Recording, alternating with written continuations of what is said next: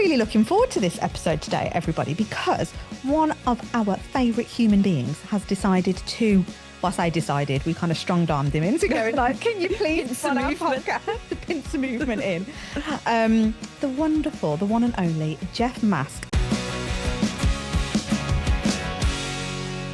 And I don't feel like I can do a very good job at the introduction because we just love you so much that can you tell everybody a bit more about you? Because I will do an awful job at it.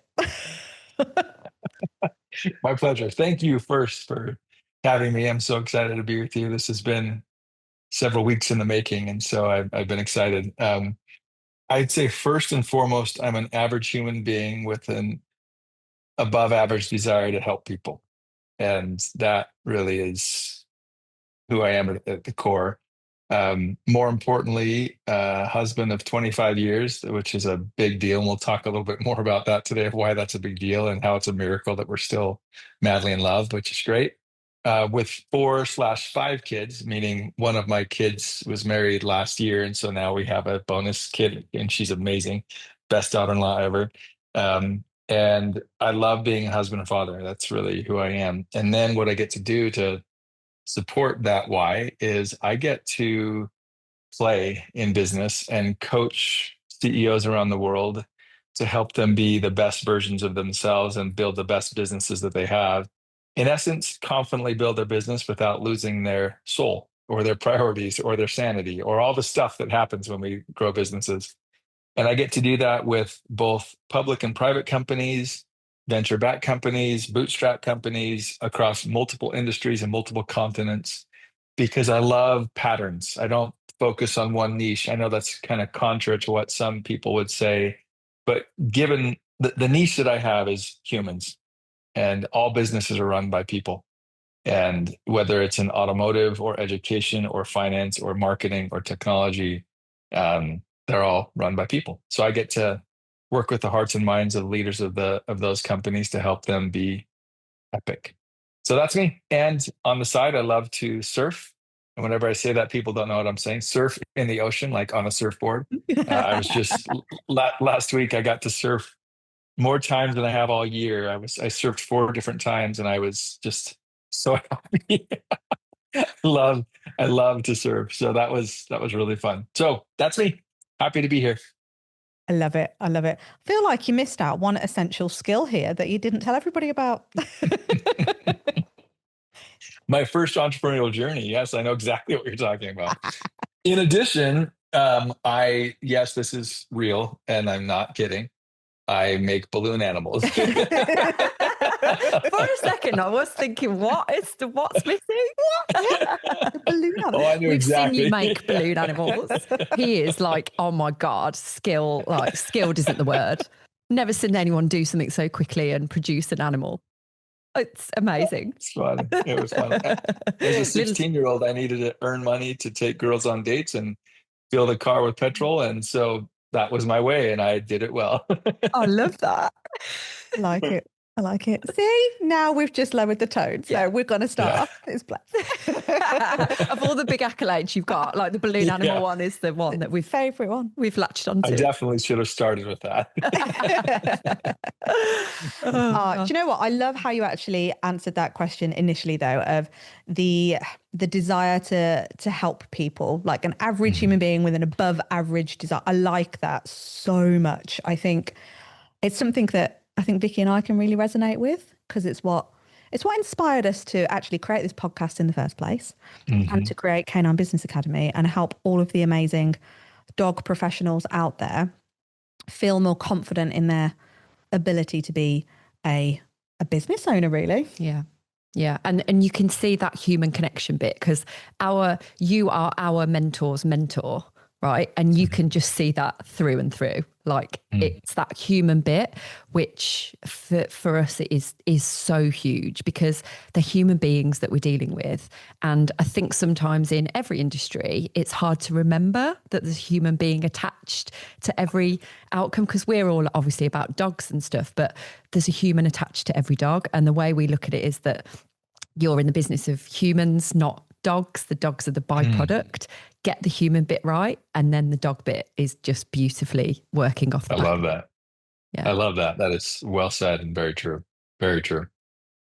Yeah. And I like how you've just put it there in going, actually, the dog is the byproduct of what we're helping the humans do. And if you kind of spin that into how you look at it from the business is the byproduct of you as an individual and how you look after yourself and everything around you. And I think a lot of us go into business potentially with blinkers on and going, oh, it's actually easier than we think it is.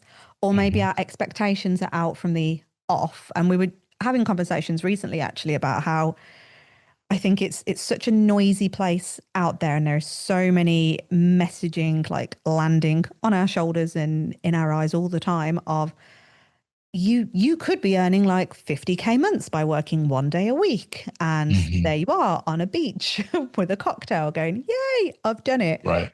And we actually, I don't know how that's achievable personally. I'd love to know.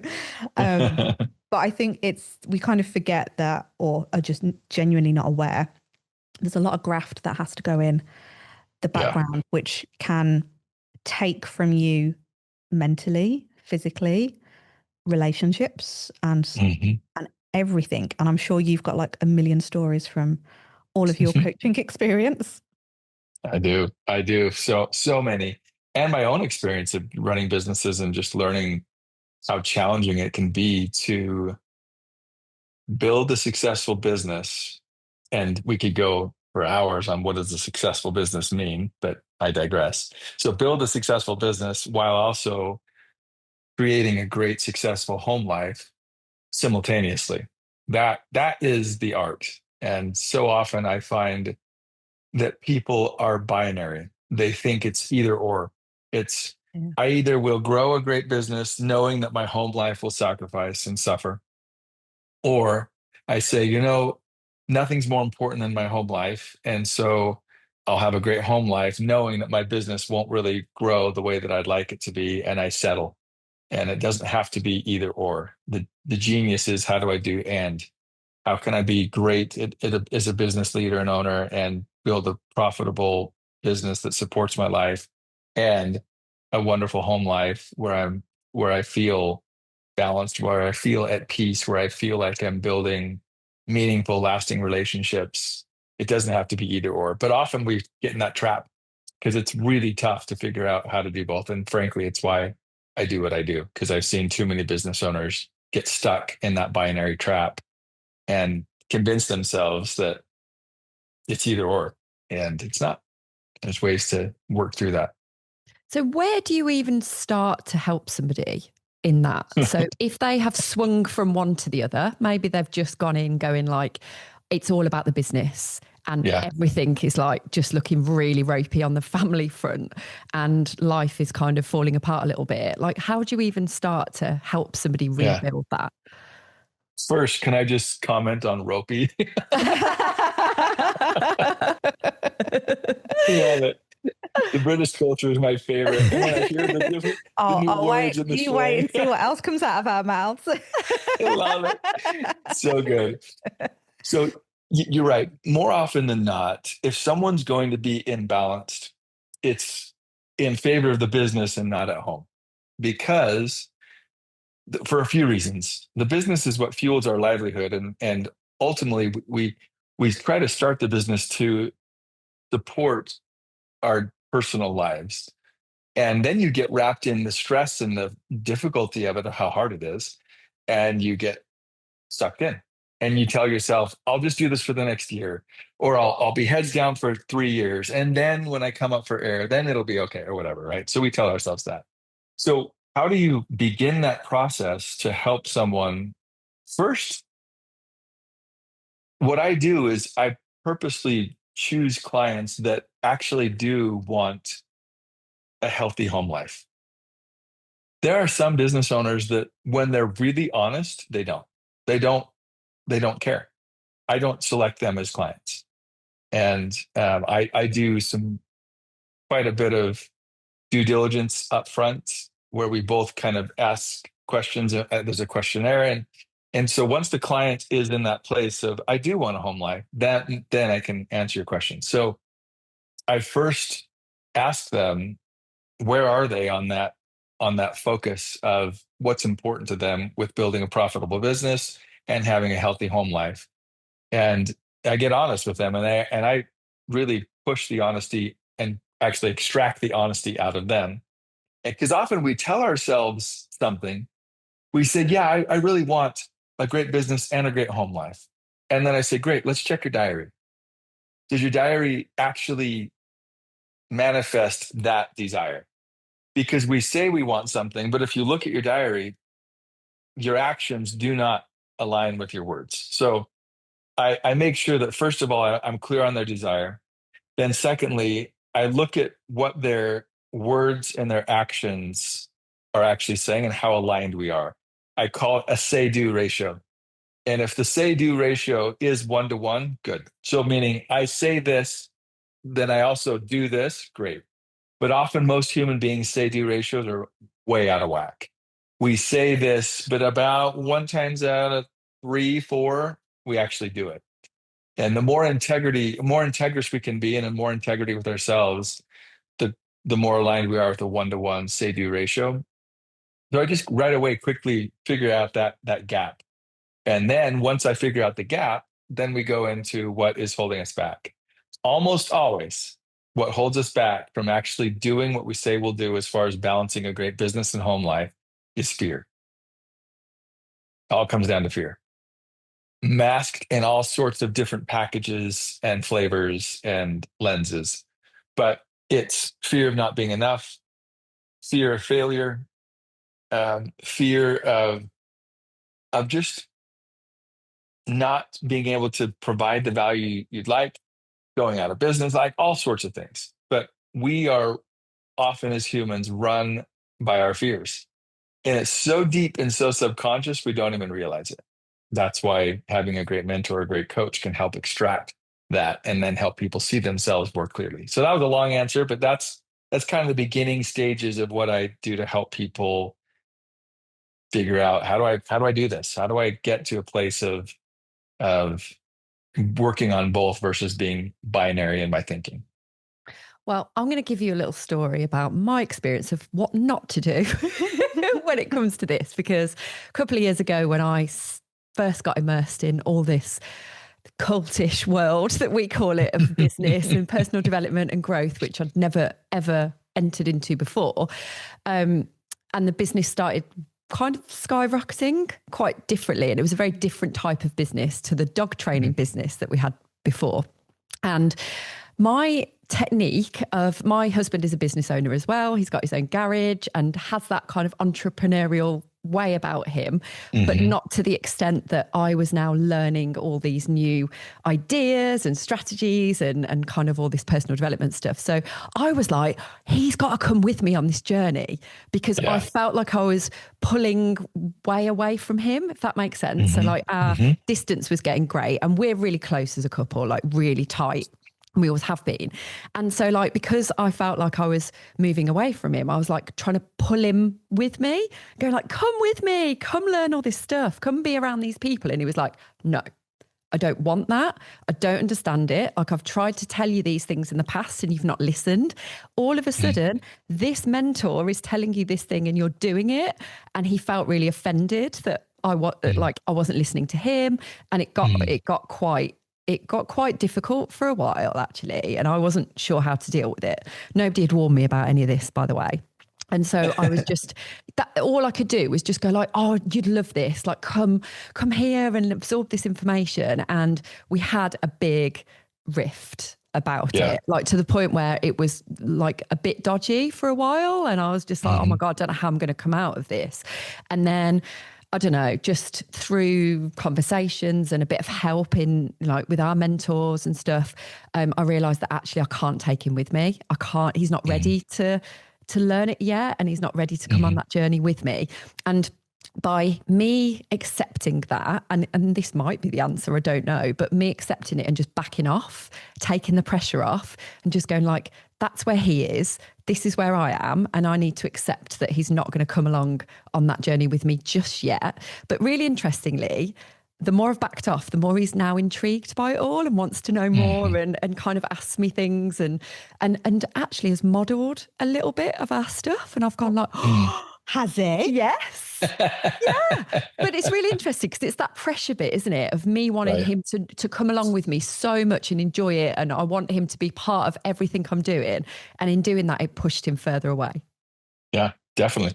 You know, this is a funny analogy, but it's the same thing.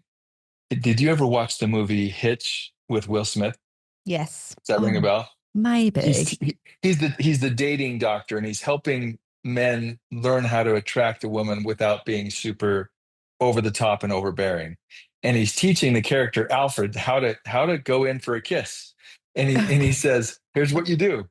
You go in, but you don't go all the way. You've got to give her that space to be able to make a choice. If you go too far, you're overbearing.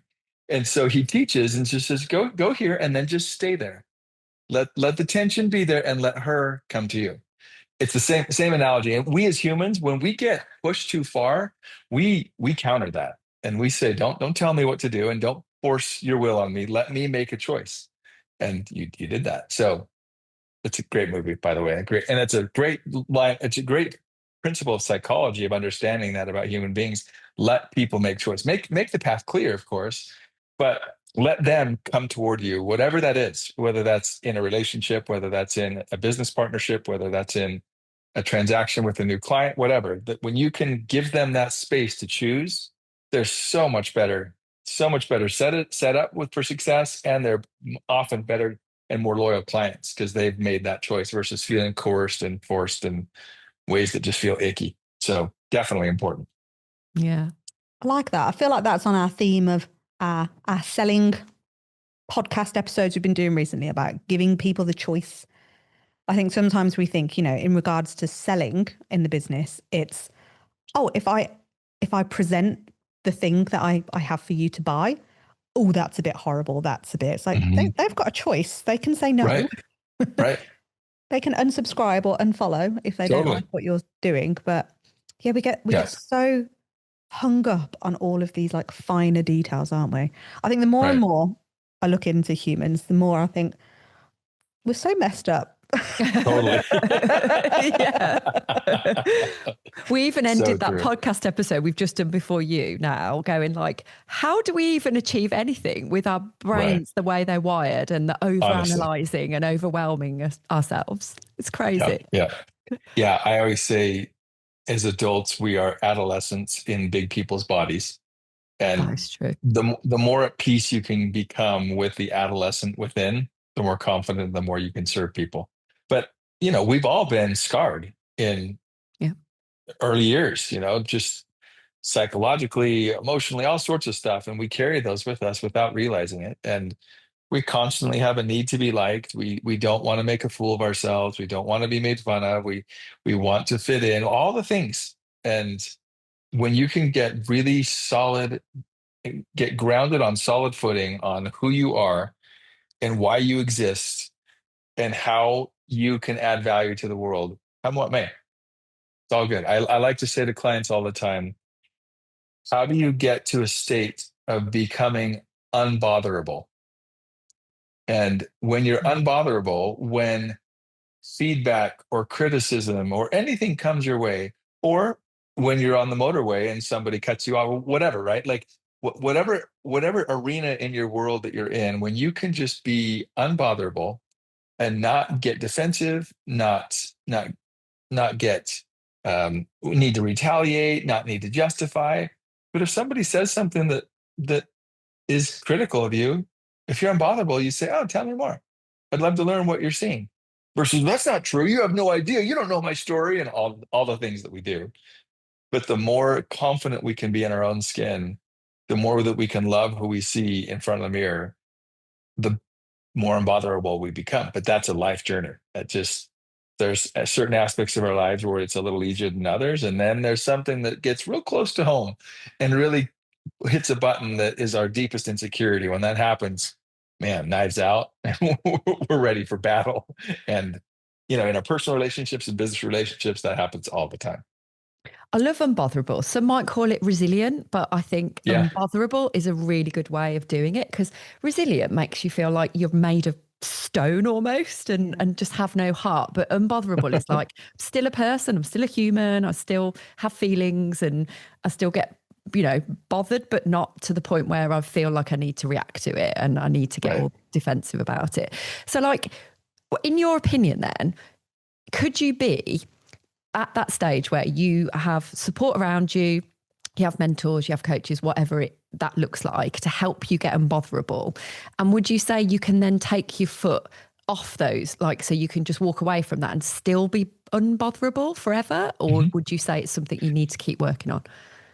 The latter, definitely. Yeah. I think most things in life, the skill of mastery is really a skill that's acquired line upon line, step by step. And once you've mastered a certain level of a certain attribute, then you're just to the next level of mastery. Otherwise, if you think about it, we'd be done growing once we got to a certain point. You're never done growing. There's always a new variable. There's always a new relationship. There's always something. Otherwise, life would get boring, frankly. And so, yeah, it's really just mastering the art of mastery.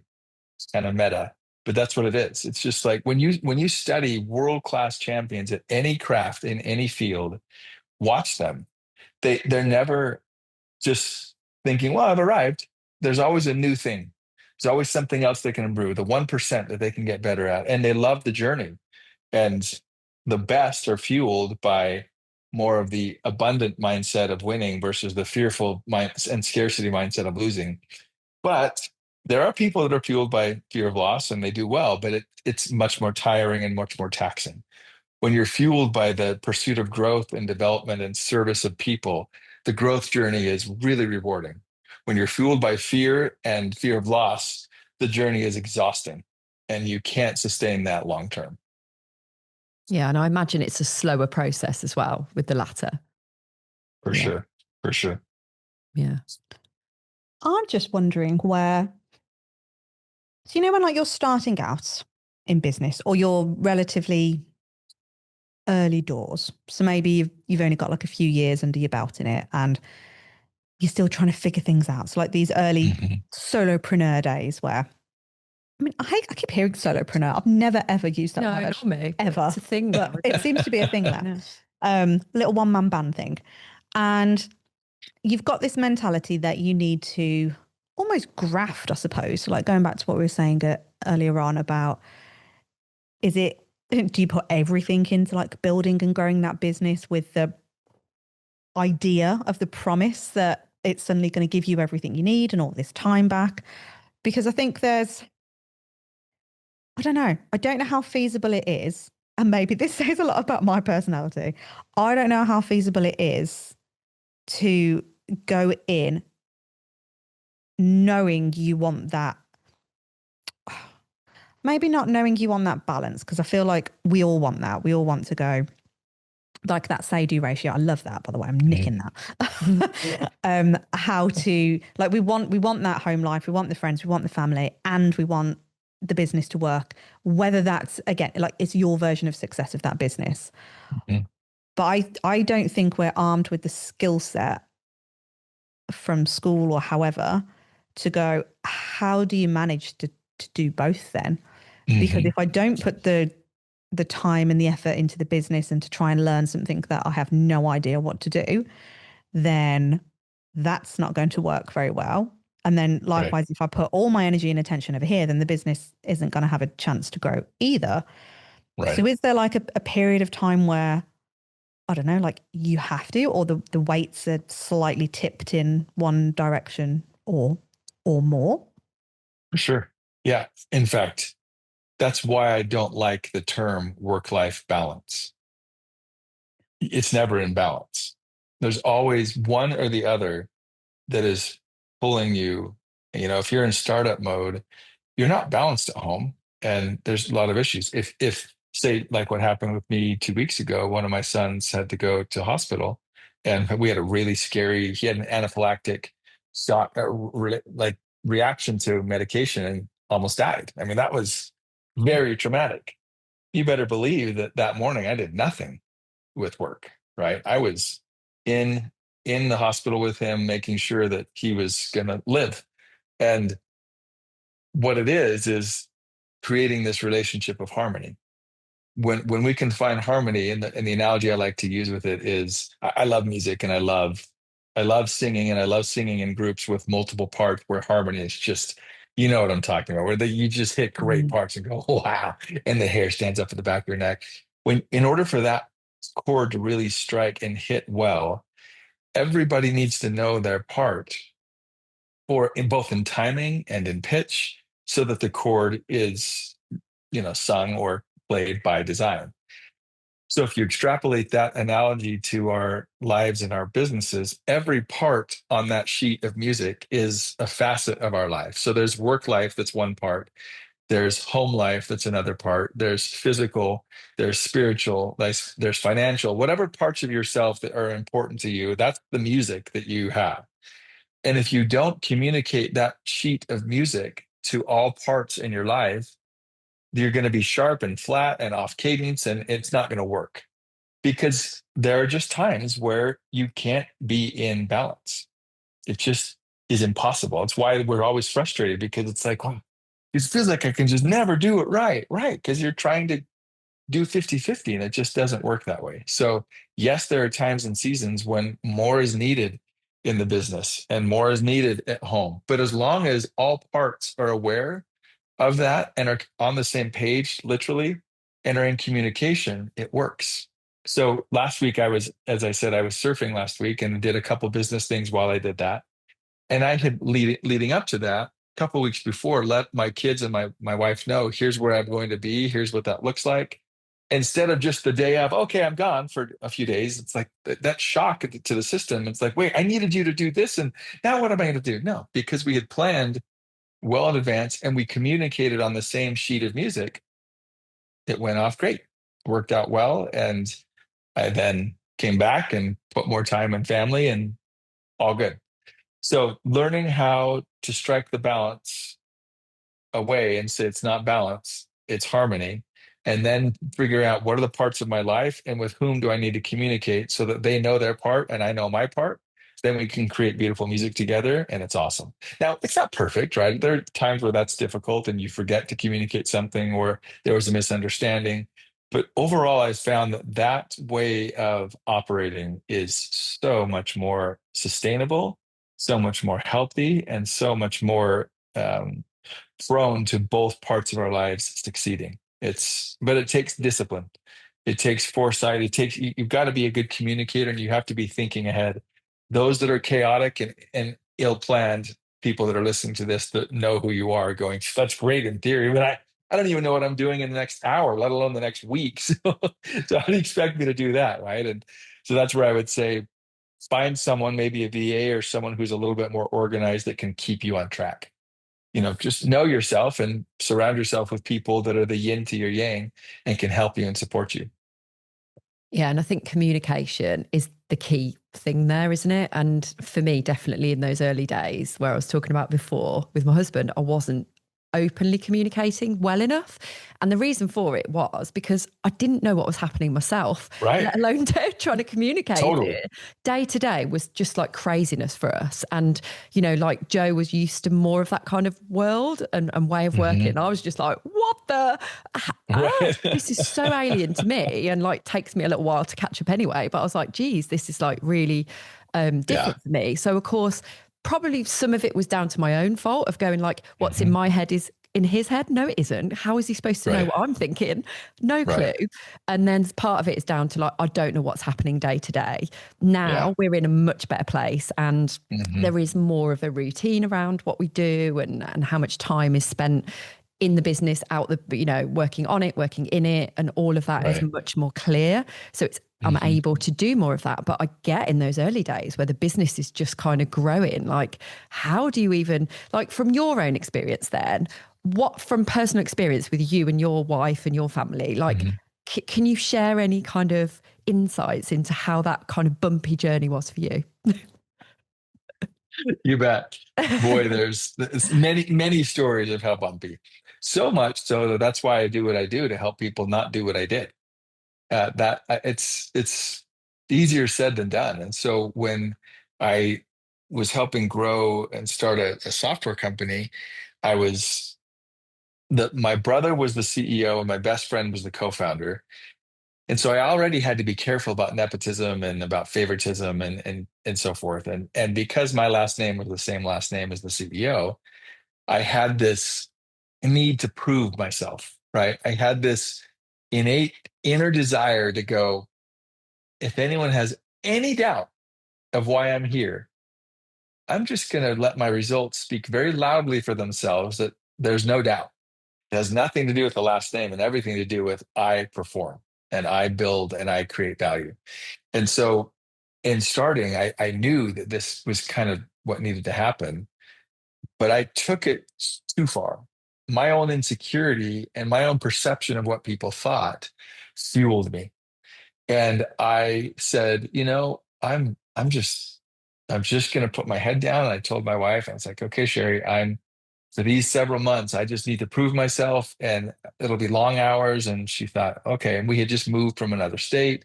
So it was a lot of chaos going on. We were both trying to figure out life. And we had two young kids with one on the way. So she was pregnant and it was hot outside. I mean, it was just perfect storm. And I was working first there in the office, last to leave every day, and was consumed and was bringing in the results.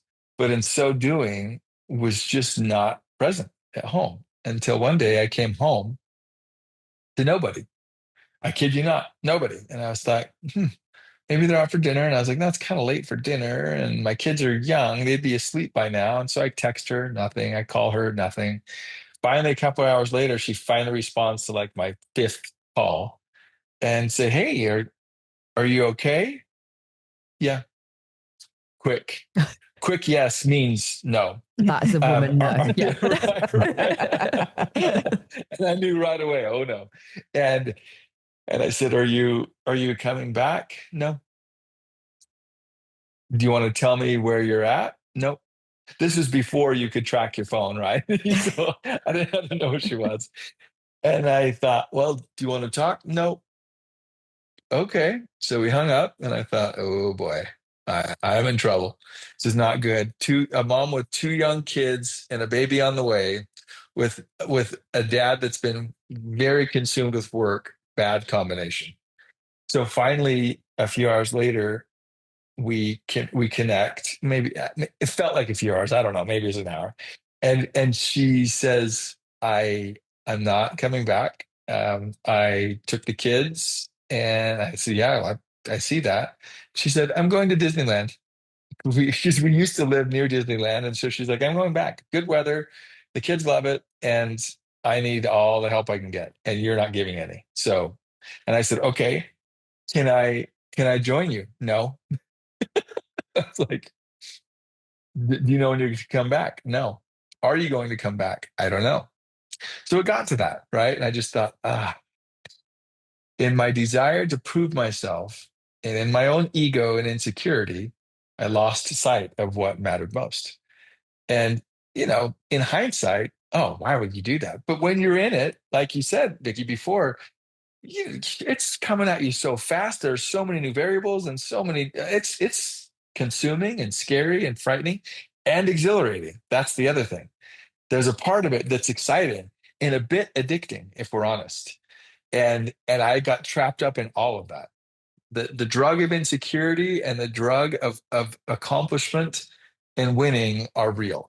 They're very, very real. And I was hooked on those drugs, and I had to figure out a way to wean myself off and find a different way to give myself the value and the importance that my ego needed that wasn't at the expense of my family. See, and then it's the pendulum swing of, okay, so now I need to put the business on pause and be present. Again, back to the binary thinking. That doesn't work either. And so what it required is deeper, more real, more vulnerable, more powerful conversations with Sherry, where I just had to share with her my fears and my insecurities and my thoughts of the pressure I felt of making sure that the performance that I showed up and provided at work negated any doubts or thoughts in people's minds that it was connected to, that my existence there was connected to my family relationship. And I think she understood that somewhat, but until I pulled out that sheet of music and really communicated, then she understood, and we were able to find a way to create harmony. But I had to let go of my own ego of saying that, that wasn't scary to me, but it was. And once she understood that, she had a little bit more understanding. That doesn't mean that, okay, now keep working the same hours. I had to figure out how to be more present when I was at home, but it began a journey of getting on the same page, but it was painful and scary. It was super scary. Thinking, man, all the kids are gone and all the stuff and their clothes are gone. And I just gave it an empty feeling of, oh no, I love them way more than anybody else. And I'm not going to lose them. But my own poor, foolish behavior was going down that path. And I was like, ooh, course correct. We are not doing that. Not going to do that. And I'm going to build a successful business. How do I do both? That's the trick. Not easy, but it can be done. Yeah, it's the rug pulled from under you, literally. It's hard though, isn't it? Because I think, again, like we're shown so many different versions of what you think you should be doing. And I think your own experiences of your own life. So like for me, I started in a very high pressure ad agency world from age 17. Wow. At age 18, I was managing a team of 5 in like late 30s plus. And for like 13, 14 years, I was doing like 60 to 80 hour weeks, high pressure. I think I just lived off of cortisol pumping through my body. But it shaped me into who I am now, in that I can cope with a lot.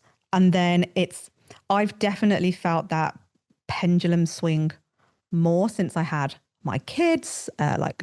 We home educate, and it's that pull of like, right, we're now growing Canine Business Academy. We're busy. We're doing all this stuff. We're writing a book. We're doing a podcast. It's like, sorry, not overly present.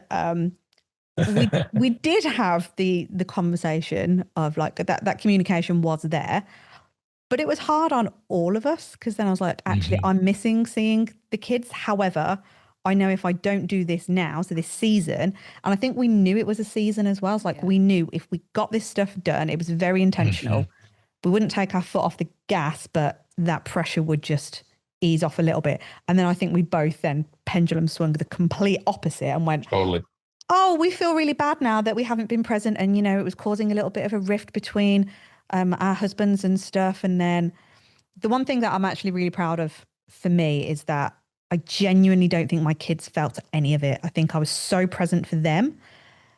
Your poor husband. Darren got shut to one side. I was like, so I've got too many people pulling me in different directions. Like, sorry, Darren, you've had me for like 12 years. You can do one and just be put in a box over there for a moment.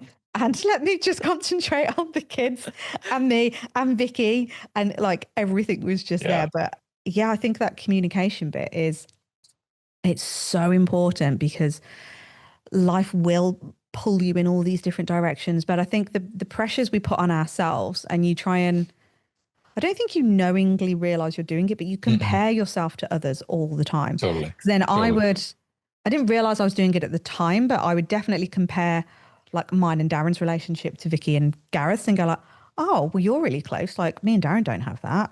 And I was like, oh, and maybe this is a right or wrong thing, but it's like, we've got 2 young kids. We've got a 4 and a 5-year-old. Vicky has no kids. It's like the priorities are different, and the time difference and all of this. But that comparison is really difficult. And then me feeling the guilt of going like, I've got more time and I've got more availability to my husband because I haven't got these kids in the way. Yeah. And like now I feel bad that I've got more time. Right. And this kind of push and pull. But actually for us as business partners, it's been really interesting we lean into our strengths and weaknesses, or like not into our weaknesses, but we recognize them. And now actually for us, Jo is ridiculously like good at getting up in I would say the middle of the night, I'm going to call it, because it's like 3 a.m. kind of wake up thing. And there's no way that is literally the middle of the night for me. She will get up really early, do client calls, because we've got clients all over the world now. So she'll be doing like a Thailand call at 3 a.m. and I'm fast asleep. And then I will do like the chunk of the middle of the day. She's sorting the kids out, and then you might do evening calls as well. So for us, we've actually gone, this is how this is going to get that like balance dance, like singing the same hymn sheet, all the stuff, because you do that bit, which works for your life. I'll do this bit, which works for my life. And then we get everything done and it works really well. So good. So yeah, it's very almost good. Like a relationship in itself, this part of it. Right. Plus we've got our home lives. So yeah. But it's taken a lot to get there. Yeah. There are two laws that I find helpful. And for those that are listening, you can Google these. You've probably heard of them, but when you pair them together, it's super powerful. One is Pareto's law, or Pareto's principle, however you want to say it. It's the 80-20 rule.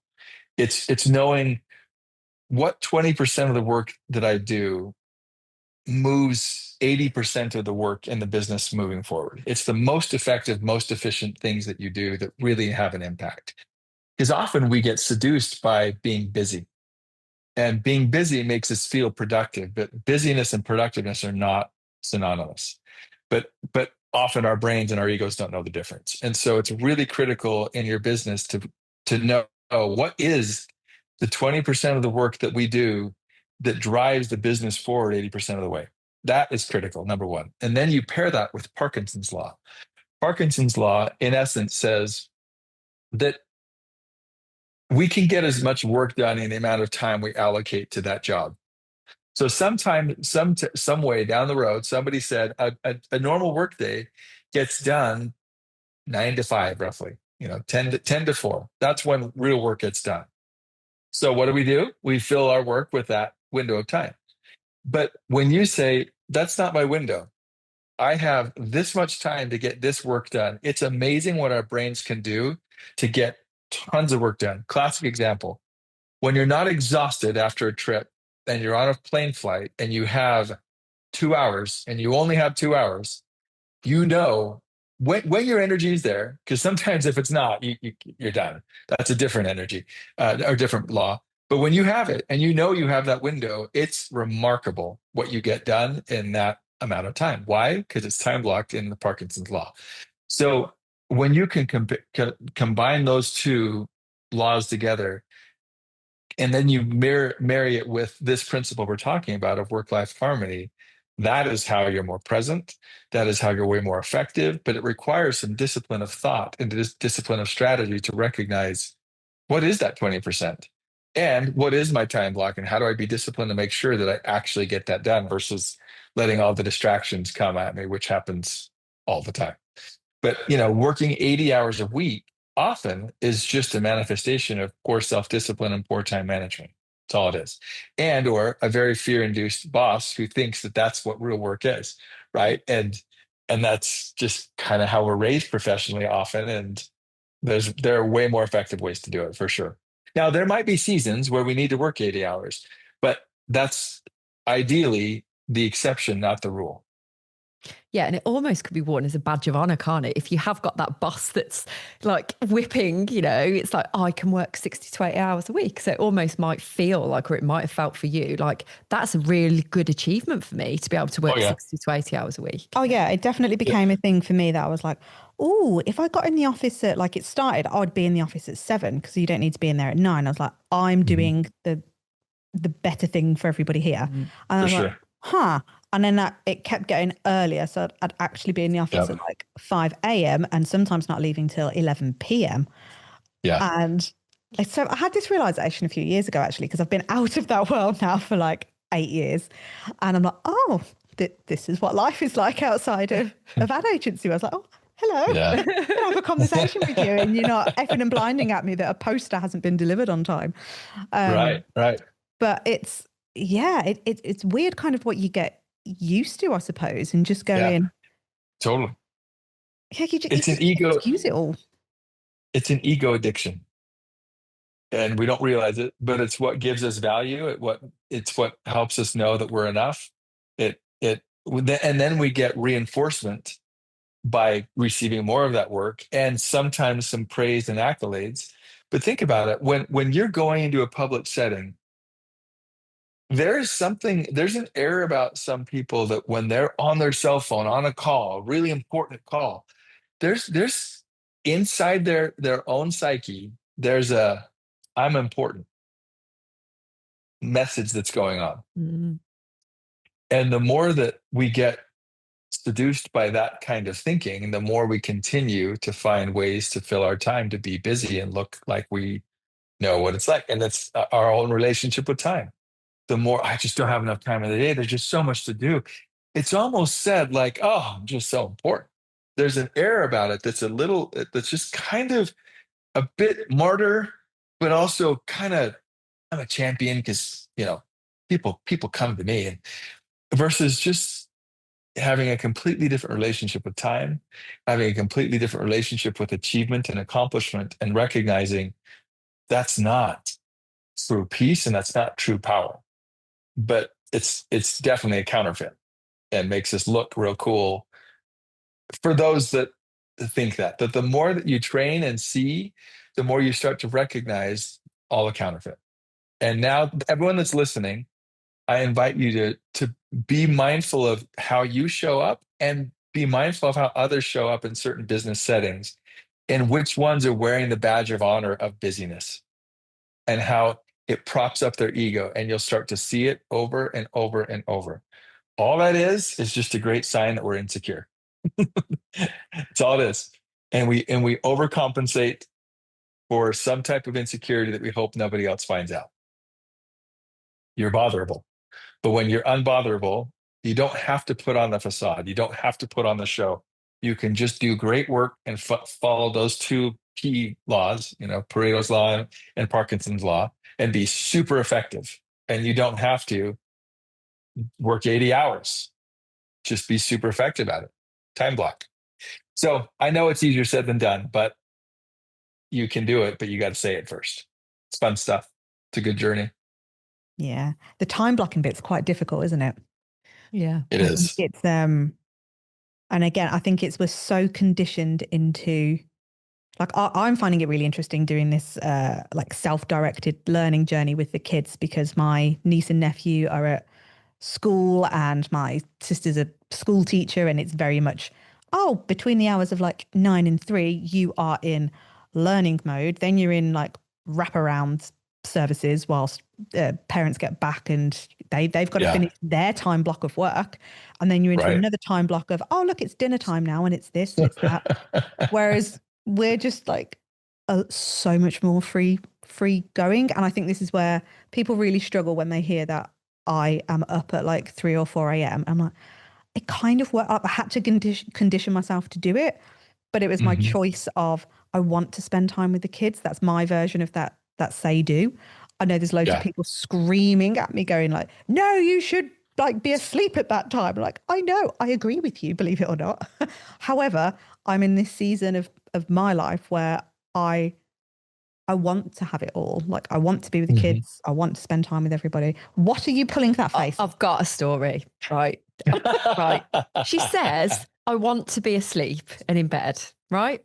So as you know, we've just done our conference. The morning after, so the night of the conference, it finished. And I said, no getting up. We're sharing a hotel room. No getting up at stupid o'clock of the morning and getting on your laptop. She's like, okay, what time? And I was like, 1 minute past 7 a.m. You're allowed to do something and get up. And she's like, okay. So the morning the morning after the conference, she's obviously always up before me. I like stir and I look over and she's, what were you doing? Like on your phone, my phone, doing things. She's already ticked a load of things off. And she's like, I've been awake since 4 a.m. or 5. Even my body clock's there now. And anyway, she's going like, So I woke up and I had you in my head going like 1 minute past 7. I can't do anything. I can't do anything. And it's absolutely killing her. Right. And there's another layer to this story because she'd normally be on her laptop. So she's on her phone. And I think, well, that's weird because where's her laptop? When we've been packing everything away, her laptop accidentally got put in her sister's car and she didn't have it. So she was like this, like a drug addict coming off like the drugs. Like she's like, so I even tried to get your laptop because my laptop was on the side, and she's like, and I even tried to get into your laptop, but the password, I didn't know what the password was and I couldn't get in. So can I have it, please? And I was like, no, you're not having it. She was like, what? I was like, no, you're not having it. And I turned over and was laughing to myself, going like, I'm going to give it to her. I am going to give it to her. I was like, no. She's like, what do you mean no? What do you mean no? And it was killing her. So when she says she wants to be an air quote normal human being, does she?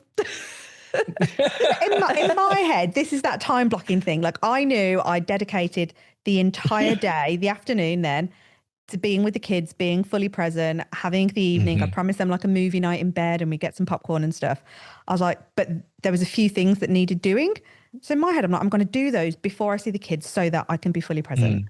And I couldn't do it. I was like, where's my laptop?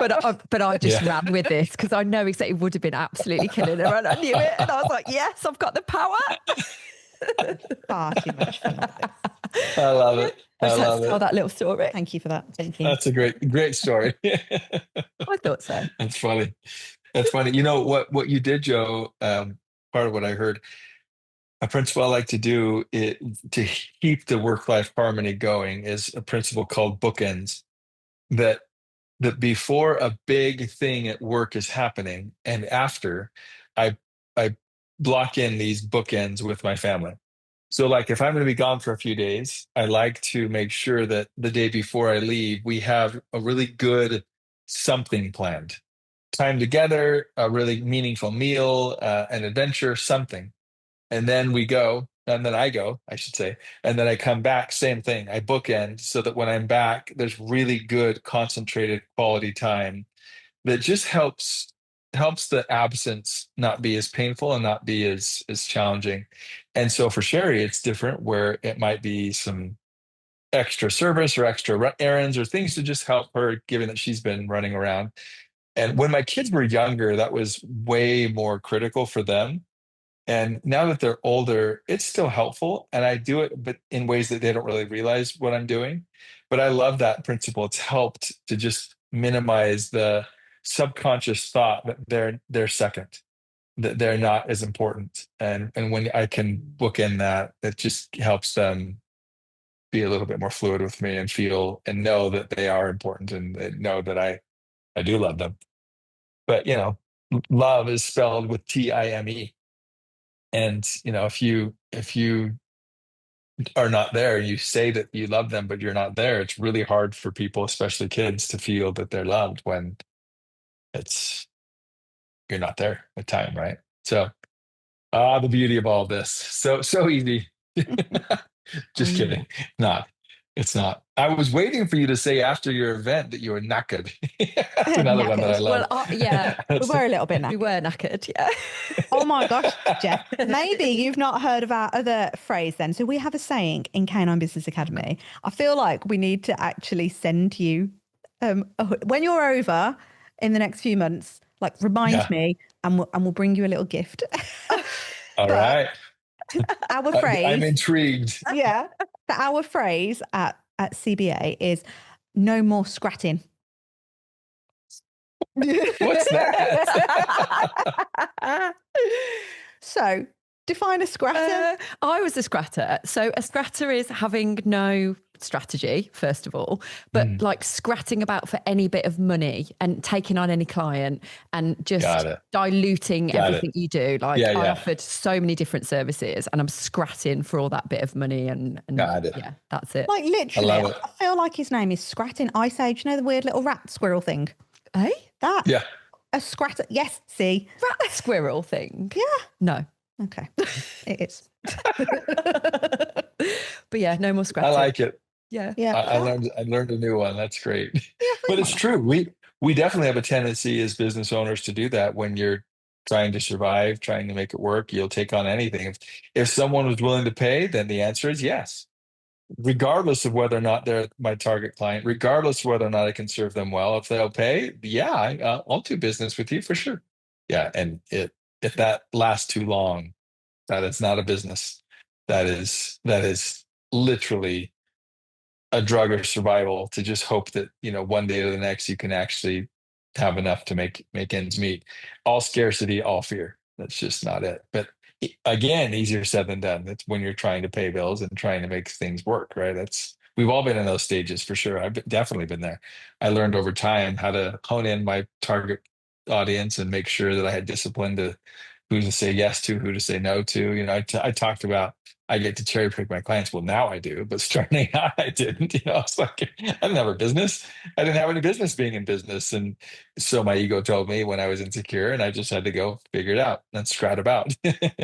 That's it. You got to use it now. You got to use it. How do you think then people can move and transition into scratting to being more purposeful? Because there are certain types of people that I feel do that as a natural progression, and then there are those people that are just so stuck in like you say, like that insecurity of just going like, I'm literally just living paycheck to paycheck and I don't know how to get out of this cycle, and maybe I don't want to, I don't know, but how do you feel like people can transition into that? Man, that's a good question. I'd say it's three things. The first, I've never quite had this question like this, and it was really cool as you started talking. And I looked, literally my brain did this. And here are the three things that came after almost 3 decades of doing this. Number one, get really clear on your why, on your purpose. And Joe, for you, you're able to wake up at 3 because you're clear that you want to be a great mom, right? And that gives you extra fuel, extra tenacity, extra focus, all things that enable you to do that. So find what your why is. Why are you in business? What makes you tick? What fuels you? What good are you bringing to the world? That's anchoring and that's strong, but it's not enough. Then there's a mindset component around your value, around your worth, around your identity. Because if you're not strong and confident in that, you will literally say yes to anything, to either please, to placate, to avoid conflict, to feel like you're enough. And so having a really good sense of purpose plus mindset is powerful. Then when you have that, then it comes down to a really great strategy. And all strategy is, when people hear that word, they think, oh, that's so advanced. It's not advanced. We overcomplicate it. All strategy is what am I really good at doing that I can do better than anyone else in the world, so that I know what to say yes to and what I can know to say no to. That's it. It just gives you the ability to say, this is what I do. I play in this lane and I don't dabble in these other lanes because I'm great at it. But see, if your mindset's off, you don't have the discipline to do that. If your purpose is off, you don't know what it is you're doing, and you just go by anything that just, any wind that blows, you take it, you go. But if you have clear purpose, great mindset, great strategy, that enables us to let go of the scarcity and the fear and no longer need to be scratching about. You can just get clear and go, no, I'm doing this. This is why I do it. I know my value. I know what I can provide. My mindset's in a good place. I don't have to be a people pleaser. I don't have to discount my prices. All that comes down to mindset and how you view yourself. And I'm really good at this. And that strategy is, I'm good at this for these people, and I'm going to stay laser focused on that. That's how you start to get traction. But if you don't have those first two steps, that strategy doesn't last because you get too insecure and too fearful. It's scary. It's not easy stuff. I'm so glad you said all of that, because I feel like we're on the right track with how we help people. Yes. Validation from Jeff. No, it was what's his name? Is it Simon Sinek who wrote that book? Yes. Start with Why. Yeah. Start with Why. Brilliant. It's just brilliant, because I think we've talked about this over the years of, we feel like there's two types of business owner. You've got the business owner that is, I'm going to say they're comfortable in in Scratsville. They're comfortable knowing That's great. It's a town now. Yeah, it's a town. This is my place. This is my people. Sounds like a freaking nursery rhyme now. And this is a church and this is people. Oh dear. I just need a balloon model to go in it. My brain, I tell you, it's the wondrous thing up here.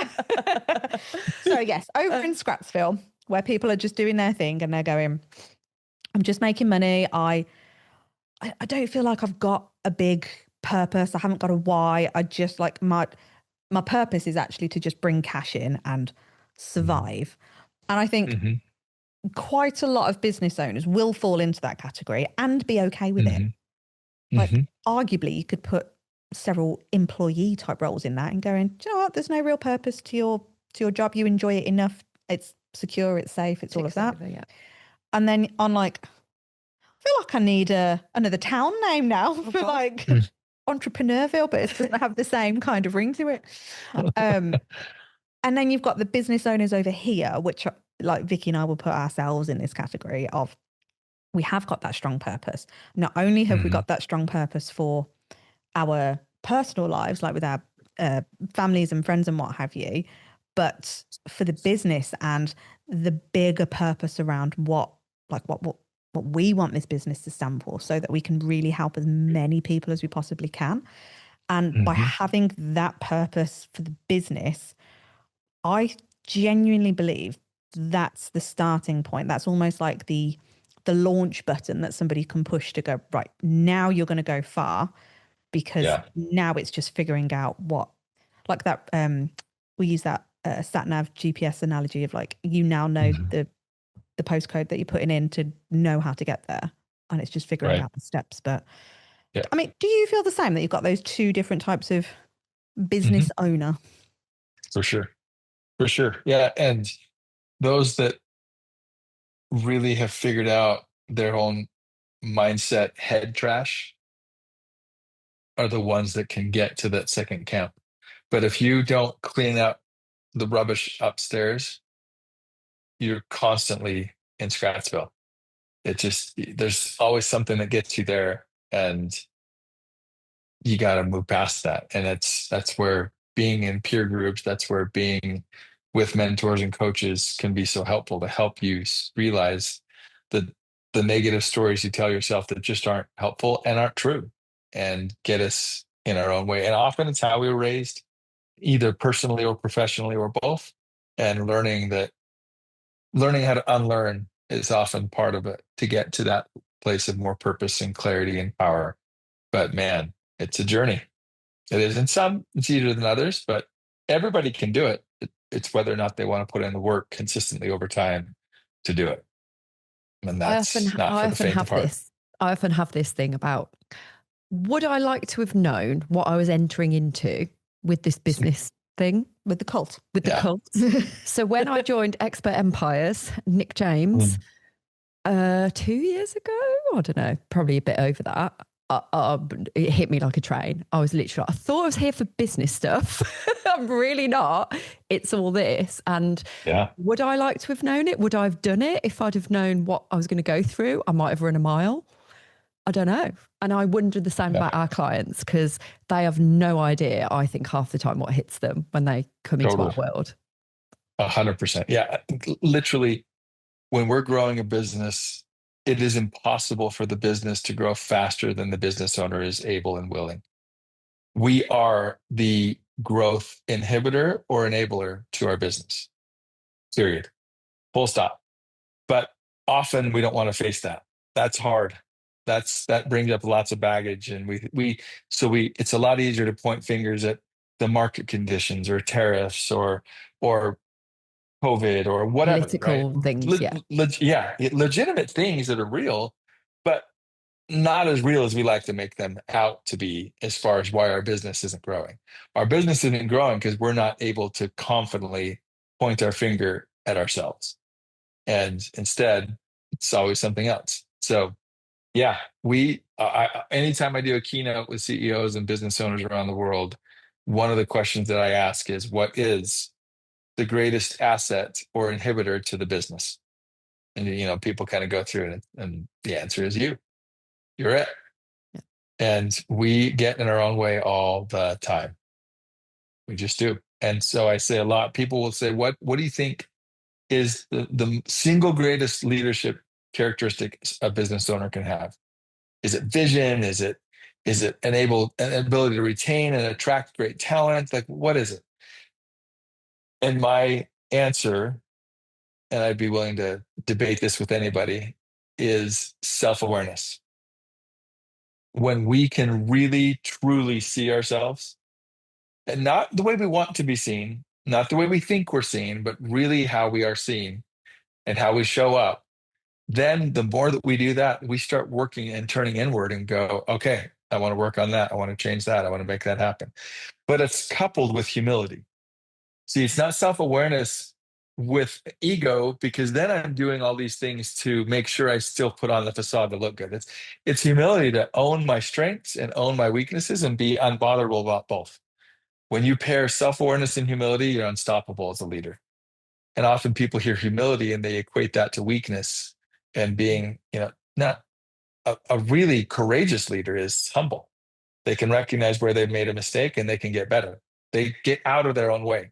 Somebody who's prideful and says, no, it's not me, there's always something in the way, because they're not able to actually face the music on what the real root of the issue is. And it's us. We're the problem.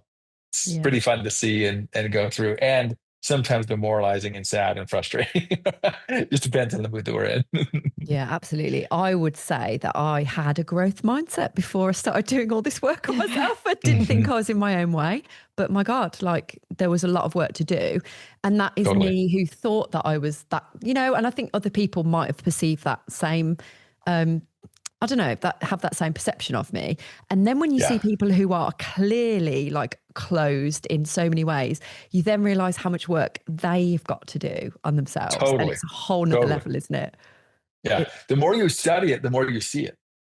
Right. Yeah. And you see those that have really done the work, and you can't help but go, oh, tell me more. Like, tell me your journey. Because even the language people use, you can hear like simple things like, man, it just made me so mad that da, da, da, da, da. That's what victims will say. What owners and champions of their mind and their energy say are, man, I allowed that to make me so mad. Big difference. Yeah. It made me so mad. No, I allowed something to make me mad. Simple, subtle, but very, very, very different in how we show up in the world. And as a coach, what I do is listen for what's not being said. And often, people will say things and they out themselves all the time by what words they use. It's very clear. And the more I study it and the more I listen and observe, the more I go, oh, there it is. There it is. There it is. There it is. For example, I'm coaching a CEO who's frustrated with their executive team and just feels like it's just not there, and feels like the team doesn't quite give the CEO the credit they deserve. And the CEO will say in my coaching session, it's not like I need anyone to say that I'm doing a good job. What's he saying? I need them to acknowledge I'm doing a good job sometimes. It's not that I'm bothered that they're doing this. It's just that I'm bothered. Like we do it all the time. We do it all the time. And it's just fun. Like start to study yourself when you say certain things. And when we say, I don't need to be a distraction or anything. I don't need to go on a tangent or anything. I don't need to be rude or anything. Not to be rude, but I realize I'm going to be rude, and I just kind of need to give myself a little bit of caveat so that I didn't look like too much of a jerk. But, I'm going to be rude. We do it all the time. Excusing ourselves. all the time. Yep. We do it. The joys of being a human. Yeah. Back to how we started. We get corrected. I think we might have got corrected by Matt yesterday. We do all the time, don't we? Yeah. It's I do love it though. And I think I love that being humble and being really self-aware. And I genuinely hope it's something that even our clients can recognize in us, because I mean, one of our values is that we're always going to be raw and real and just probably share a little bit too much, but it's that whole, we want to feel like we can give people permission to be unapologetically themselves. Like it's something that we wholeheartedly believe in, and something that was actually really hard for us to go through earlier this year, but was also quite nice in a weird backwards way. We got called out by one of our clients in going, I felt like you guys potentially got a little bit too big for your boots and a bit too ego. And we were like, yeah, it was like, oh, wow. I was like, that's really hard to hear. And we just owned it. We was like, do you know what? It's never our intention. I'm genuinely really sorry that you felt that way, but I'll own it. Like, because even though it was not our intention and I couldn't, it wasn't mentioned exactly what it was that we did, but I was like, I'll own it because I was feeling a little bit off as well. Don't know what we did. I apologize. Let's own it. And she's like, do more of that. Like be more vulnerable yourself, because that allows us to be vulnerable back. And I was like, I love that. Yeah. Good learning. It's great. Yeah, it is.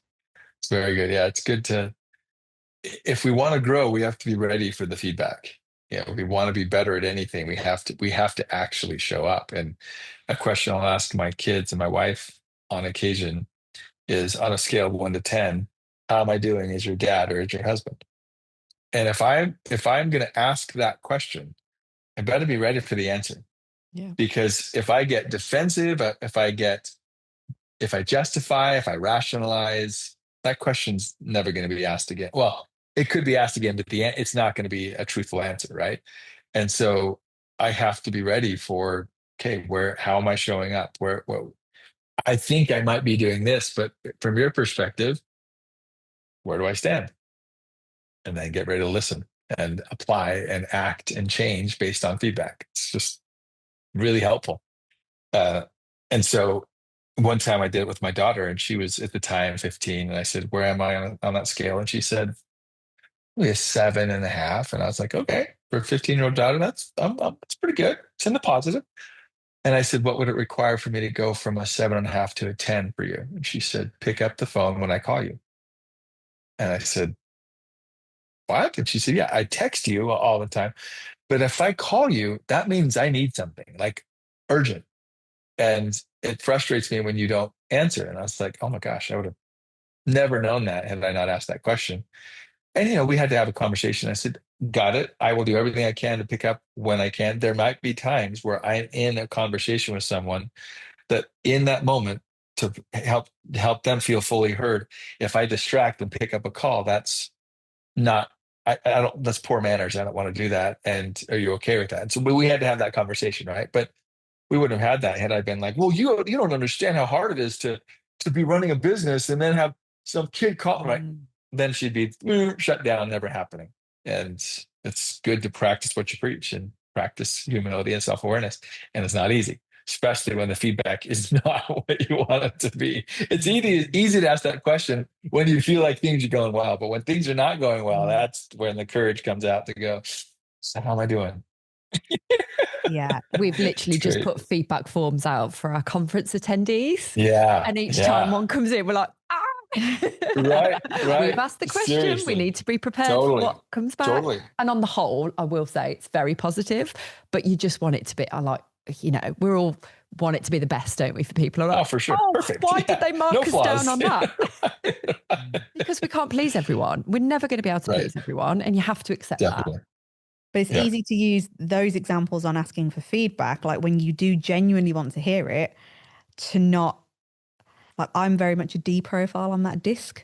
So if I hear something, I'm like, oh my goodness, like I need to go fully in and fix that. And then I'm like, oh no, I've just pendulum swung all the way over there. Right. And then I was like, I don't need to do that extreme thing. It's like with my husband, Darren, if I can see that he's getting a little bit stressed because maybe he's had the kids for like 2 days because I've been at an event and I'm doing something. And then he's a little bit frazzled. For example, hypothetically. Yeah, I don't know what is going on.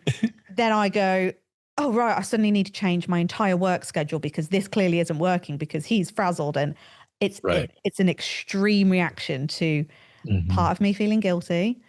part of me thinking like, oh, he thinks that I'm a bad person because I'm not. And again, it's all the stuff that I'm telling myself in my head. Because like he knew I was Right. going to an event. He knew like we had the conversation, but it's that guilt manifesting and then going, oh, I now need to flip and change it. Everything based on that one bit of feedback. Yeah. Yeah. Not helpful. Yeah, it's great. This journey of growth and development, it's never ending. As I say all the time, it is a summitless mountain. You never arrive. Building a business and building yourself, you never arrive. And we tell ourselves that I'll arrive when, or I'll success will be happen when. And then you get there and you realize there's another summit, there's another issue, there's another thing you got to do. And it's like, and then people can get demoralized and fatigued and frustrated.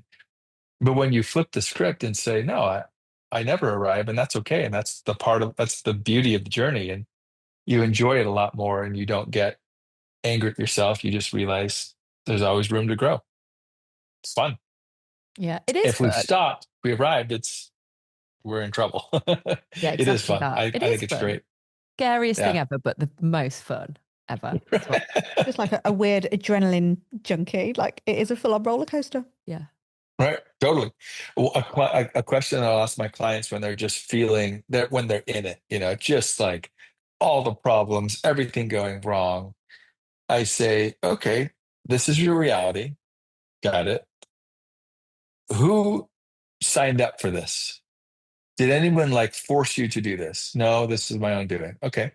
Got it. Secondly, do you have a choice to leave the business and do a normal day job, a normal 9 to 5 job, and work for somebody else? Is that choice yours? Yes. Then go take it. No. Well, why? Because I want the freedom. And then they start to look at all the positives and all the great things, but their mind is stuck on all the negatives. So I just like to help shift their thinking of like, you're in choice here. You don't have to do what you're doing. And if you don't want it, and if it's not for you, that's fine. Just be done and go work for somebody else and recognize that has pros and cons to it as well. But what are the pros and cons to what you're doing? And almost always, now every time so far I've done this, the pros far outweigh the cons. They're just letting the cons have a little bit more weight in that moment because they're just tired or frustrated, right? But we're in choice.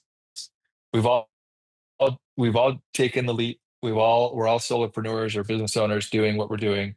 And when we're honest, we really love it. There are just times where we don't, and that's okay. It's difficult. Everything we do in life has its pro and has its con. But if we focus and allow our brain to really perpetuate the positive, we'll get more of the positive. Whatever we focus on grows. So if you want to keep focusing on where things are broken and not working and you're frustrated, you'll get more of that. The inverse is true as well. So in my office, I have this, you can see it right there. You can't see what it says, but it's the tale of two wolves. And in essence, it's an old chief grandpa with his dad, with his grandson, and says, Grandpa, they're like, why do some people, in essence, why are some people happy and joyful and why are some people not? He said, everybody has two wolves. There's one that's dark and negative and critical and lack of hope. And there's this battle raging between these two wolves in each person. And the other one is light and love and gratitude and abundance. And the grandson said, well, who wins in the battle? And the grandfather says, whichever wolf we feed. That's who wins. It's simple and subtle, but it's like I have it here purposely. And I ask my clients a lot, which wolf is getting fed right now? And it's just a shift of, I am allowing the darkness, the fear, the insecurity to really be more pervasive in my mind. And I have to feed this other wolf. I've got to find ways to feed the other wolf. The white wolf has got to win. The black wolf is going to die. Right? Starve that black wolf. So a lot of times I'll have another thing of starve the black wolf or feed the white wolf, whatever. Just little subtle reminders of, oh yeah, and just get us out of our own head. But my question to everyone listening is, which wolf are you feeding right now in your life? Why? And then how do you change that if you don't want it to be, if you are feeding the black wolf, the dark, lonely, depressed wolf? Don't feed it. It's honestly as simple as that. Simple, but not easy sometimes, but it is simple. It's just a simple shift that we do. So powerful. I think that has got to be where we finish today. Yeah. I'd talk to you all day, Jeff. I love it. But we were lucky that we got to spend like several days with you in Girona. Girona. I have to sing it. Thank you so much. Thank you so much, Jeff, for joining us. My pleasure. If people want to find out more about you, how can they do that? Good question. Maskprinciples.com is my site. That's my last name, Mask. Mindset, action, spirituality, kindness are the mask principles of my coaching curriculum that I do with clients. LinkedIn, Instagram as well. I sometimes post. Sometimes social media is just, blech. I get tired of it. Yeah. But, I do have a presence there. People can connect with me there. If you want to email me, you can email me at jeff@maskprinciples.com. I can happy to answer any questions or help in any way that I can. Again, I am an average human being with an above average desire to help people. So if you have something, happy to help. You don't need to pay me anything. I'm just happy to help and do what I can to help you be a better leader and a better human. So reach out. Love it. Love you, Jeff. Thank you ever so much. Right back at you. Thank you both. You're awesome. Thank you, John. Vicky. Keep doing great things. Keep leading people wonderfully, and keep your balance together, and the harmony you guys have together is awesome. It's really cool that you are the yin to each other's yang, and you're able to help and support each other. It's abundantly clear. It's very cool to see. Well done. Ah, yeah. Not really answered the same. A little hug if I could reach it, but I can't. Oh, thanks again. It's great. You bet. Thank you. Thanks. Appreciate you all.